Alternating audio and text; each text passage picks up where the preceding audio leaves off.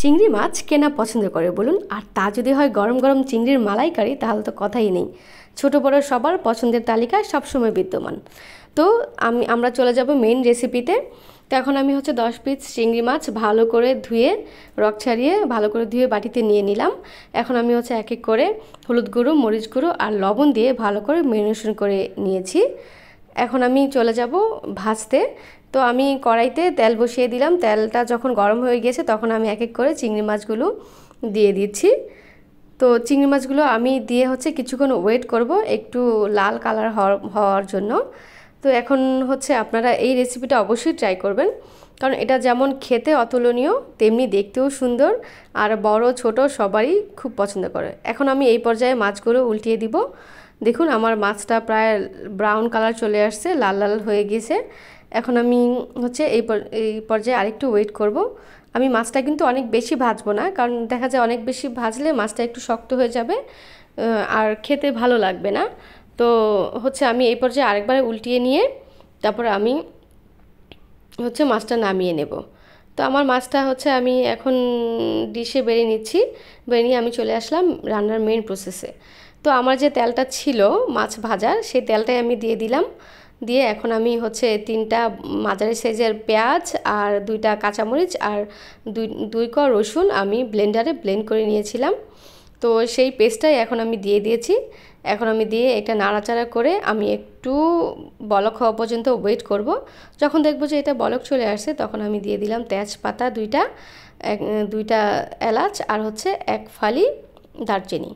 তো এটা দিয়ে আমি আরেকটু নাড়াচাড়া করে নেব। নাড়াচাড়া করে একটু কষিয়ে নেব, একটু ভাজা ভাজা করে নেব। তো যখন দেখব যে ভাজা ভাজা হয়ে গিয়েছে তখন আমি সেই পর্যায়ে দিয়ে দিব 2 চা চামচের মতো বাদাম বাটা। কারণ বাদাম বাটা আপনারা যে কোনো বাদাম দিতে পারেন, আমি কাঠবাদামটা দিয়েছি কারণ এটা খেতে আমার কাছে ভালো লাগে। তো আমি এই পর্যায়ে এক এক করে সব মশলাগুলো দিয়ে দিব।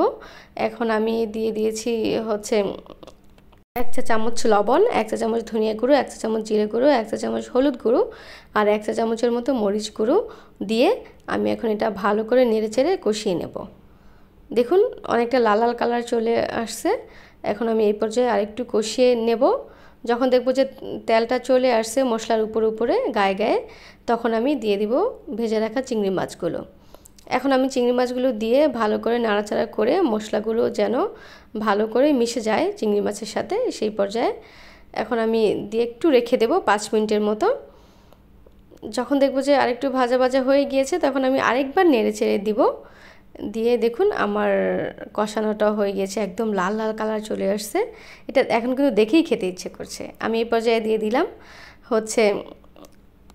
নারিকেলের দুধ। এটা আমি বাসায় তৈরি করেছি, আমার ঘরে নারিকেল ছিল, সেই নারিকেলটাই আমি হাফ কাপের মতো পানি দিয়ে ব্লেন্ডারে পেস্ট করে নিয়েছি। এখন আমি ধুয়ে দিব বাটিটা, যে বাটিটা ছিল ওই বাটিটাই একটু ধুয়ে আধা কাপের মতো পানি দিয়ে দিলাম। আপনারা যে কোনো দুধ দিতে পারেন, বাজারে যে নারকেলের দুধ পাওয়া যায় সেটাও দিতে পারেন, আবার আপনারা গরুর দুধ দিতে পারেন, কিন্তু স্বাদটা কিন্তু ভালোই লাগবে, খারাপ লাগবে না। তো এই পর্যন্ত আমি 10 মিনিট ওয়েট করলাম। 10 মিনিট ওয়েট করার পরে আমি দেখুন আমার অনেকটাই হয়ে গিয়েছে, বলক চলে আসছে। আমি এখন আরও 15 মিনিটের মতো ওয়েট করব এটা হওয়া পর্যন্ত।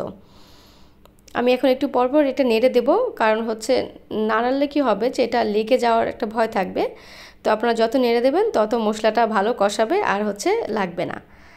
তো এই পর্যায়ে দেখুন আমি এটা কিন্তু অনেকটাই হয়ে গিয়েছে, ঝোলটা শুকিয়ে আসছে। আমি এই পর্যায়ে দিয়ে দিব 2টা কাঁচামরিচ ফালি। কাঁচামরিচটা দিলে কি হবে, আপনার স্বাদটা অনেক গুণ বেড়ে যাবে। আর যখন আপনারা পোলাও বা ভাতের সাথে কাঁচামরিচটা মেখে খাবেন তখন মুখে একদম ফ্লেভারটা লেগে যাবে।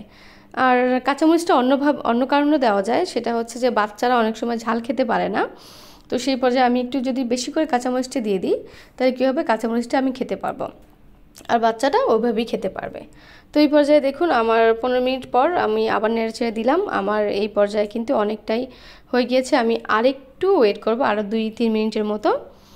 দেখুন আমার এটা কিন্তু অনেকটাই ভাজা ভাজা হয়ে গেছে। অনেকে কিন্তু একটু ঝোল ঝোল পছন্দ করে, কিন্তু আমি ভাজা ভাজাই পছন্দ করি, বা আমি আজকে এইটাই দেখাবো।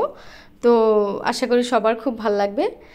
তো এই পর্যায়ে আমি এটা সার্ভিং ডিশে বেড়ে নেব। দেখুন এটা আমার ফাইনাল লুক। কেমন হলো আপনারা অবশ্যই জানাবেন। আর ভালো থাকবেন সবাই। আল্লাহ হাফেজ।